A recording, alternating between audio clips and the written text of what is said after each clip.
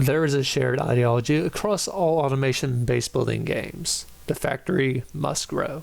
Any and all resources must be captured, and if there are any local aliens standing in your way, they must go. The only question is, how big is big enough? With the help of my brother, we have finally answered the question today in Satisfactory with our mega factory, so let me show you the industrial insanity we have created. Starting at the central hub and root of all production capabilities. This is where we started in the world and progressively kept adding onto as we need to produce increasing quantities of new items to beat the game. Initially, we tried to be organized and have a one-direction flow base.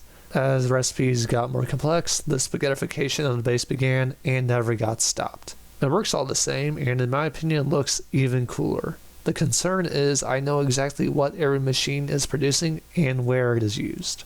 The question no longer is what do we need to produce, instead are we producing it fast enough and using all the materials pumped by conveyors or trains to the base. Initially the factory was used to produce supplies to construct the space elevator in the center of the factory. It's now fully constructed, so all our attention is currently focused on pumping out as many ballistic warp drives as possible, requiring all the items our factory previously produced. All consolidated to one manufacturer making 2 ballistic warp drives per minute with the help of alien summer sloops. The next question you probably have is, where are the ballistic warp drives used? Well, naturally in the mysterious gold building, which is still in process of reaching its goal, so I'll get back to it later. In the meantime, let's hitch a ride on our train and head to the oil processing factory, since having one factory is not nearly enough and easily done since OSHA does not exist, allowing safety to not be an obstacle in the way of progress. Here we have oodles of oil refineries pumping out thousands of rubber, computers, packed coal, circuits, plastic, and turbo fuel to the main factory to be used, utilizing trains as the transportation mechanism.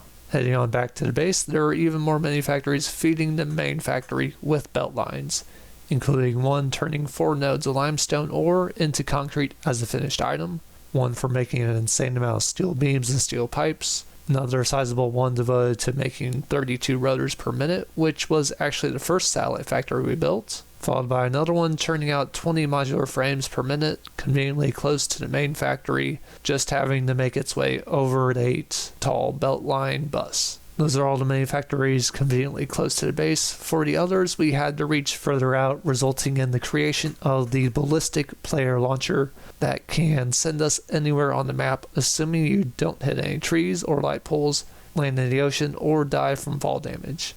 It has a success rate of 90%, so it works for us. Currently, I am trying to make our way to the nuclear reactor, so I'm trying to curb myself a little bit down since it is mainly eastward. And I'm flying over the ocean now, but if we just slowly let ourselves fall, tapping the thruster button on our jetpack, we can hopefully land.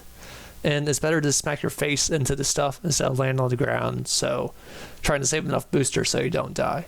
But here is the nuclear reactor, nice and beautiful, fed by yet another train, producing all the rods that need to run it. We just have it producing uranium. It runs them, and then whenever we have it made into plutonium rods that are turned into tickets at this booth. That way we don't have to deal with nuclear waste, and we get thousands of tickets in the process. Along with producing an insane amount of power all the way up at 100,000 megawatts. And considering our factory only consumes about 50-ish thousand, peaking at about 70,000, we are more than set. The other unique thing about our reactor is the fact that the train cannot physically make it up the incline we're trying to have it go up. So we have these little roundabouts for it to gain speed and then work its way up, having about 3 of them, and it does make it up eventually. As we make our way back to the main factory on foot, you can see how our influence has indeed spread across the entire landscape, with our little bridges bringing resources and converging them to train stations to be picked up for the reactor. So that's what all these are. And just below this platform is a coal generation station. Quite insane. There's a lot of them, along with a reinforced plate mini factory directly above it. It appears I'm running out of fuel, so I might die here, but maybe there's just barely enough left. Cool. Okay, so here is our compacting station combining sulfur and coal to make, I think, packed coal. It doubles the quantity of coal, and we can run even more coal generators off of them, and you can see them just getting yeeted into the distance on these insanely fast belts. Then you have the stacks upon stacks of coal generators, just so many of them, glorious, beautiful, all being run at the max capacity. I think it produces us about 10 to 20,000 megawatts, so not insignificant, but it is not close to the reactor. As for the other fuel source is a bunch of water pumps on the bottom area. So with a bunch of water and coal, you get a ton of power in exchange. In case you were curious about the reinforced plate manufactory, yeah, it's very long, not very compact, but is very hungry for iron and makes a ton of plates, sending them back to the main factory via belts, which we can actually see from here. We also want our factory to feel like a family instead of a business, so there's a small branch making Christmas ornaments to keep the employees happy. Back to our ballistic player launcher for the next location, where we have to avoid the power poles. We are going straight to the north, where at the very end of the world we have a roller coaster set up, along with a little shed over there. That I will be getting my brother's reaction on, since I was building this while he was being actually productive. The first part of the roller coaster is just literally there to get us an insane amount of height so that we can get crazy fast at the bottom. So let's skip to the good part. Ready for the loop-de-loops? You went all out on this. Oh, you bet I did. Oh gosh. It's only a marginal boost in speed going down the corkscrew. We're at 140 and 150 is the max according to the odometer. Oh, 150 is not the max. You're about to see the max here. Buckle up. We're climbing past 150. Oh, we're at 170. Only increasing. Oh geez, I haven't done this without the limiter. The train itself limits you at 200. And starts braking. And now we're just zooming through the landscape. This was a good idea. And if we're lucky, we're gonna run into one of the enemies as we go up this hill. Are you pressing forward? Yeah. Oh jeez, we can push this guy. He's going along for the ride. And we also see the corkscrew in the vague distance. And this just takes us back to the train station at the beginning on just an unimaginative straight stretch. Scale of 1 to 10. How was your roller coaster ride? 9.7. Oh, sweet. I will gladly take that. You. Break. No, we missed it. We missed it. Back her up. Move her on back. Oh, too much. Okay. And we're done. Let's shift gears back to the productive part of the factory with only 3 feeder factories left to cover. Starting with a small aluminum processing outpost for aluminum casings and clad aluminum sent back to the base via train. For the second feeder factory remaining, we have to take our yeeting tube once more, trying to thread a needle between these trees, running past our roller coaster, and it's on the coastal area, being another coal generator giving power. It's easier to run because there's pumps and there's an abundant supply of water, and we can see it right there in the distance. Oh shoot, I am low on fuel. I might actually not make it back there. No! Oh no, I'm gonna die.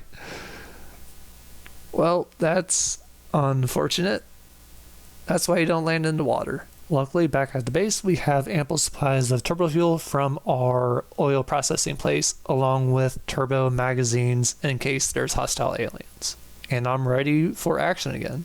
I think you saw enough of that coal generator while I was still alive, so let's instead make our way to the final area that Evan is actually working on at the moment. A perfect nuclear reactor setup where you use uranium rods that turn into plutonium and then it's turned into fisconium, and there's absolutely no waste, and you just use absolutely all the power from the raw uranium.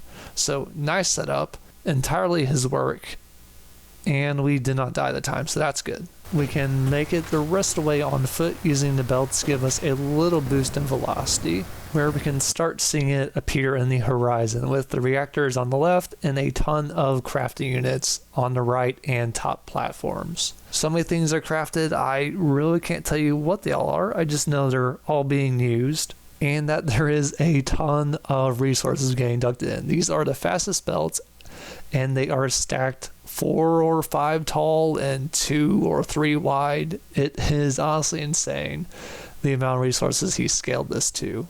Only issue is it's not yet fully built, and that's why I'm here to help. This is our last project, and once it's up and running, we can get the last of the achievements. At this point, the only thing missing is the water for the reactors and the reactors themselves for the plutonium and visconium. So, let's get those built real quick. Now that they're built and running, it looks even more insane with the steam billowing out of the top. On the right, there are 2 rows of uranium-fed ones that take the uranium fuel rods.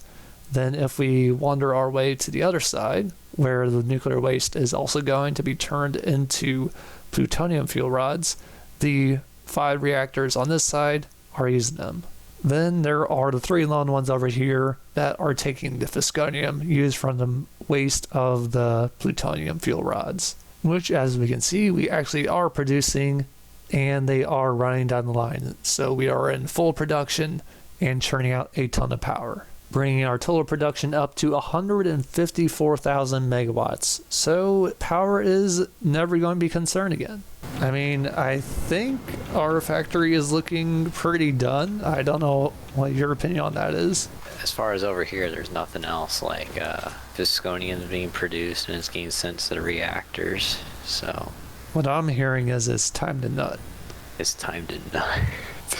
I mean, that's essentially what it is. Oh, the golden nut statue. Yeah, it's time to nut. Okay. I thought that was some new slang that the younger kids say these days.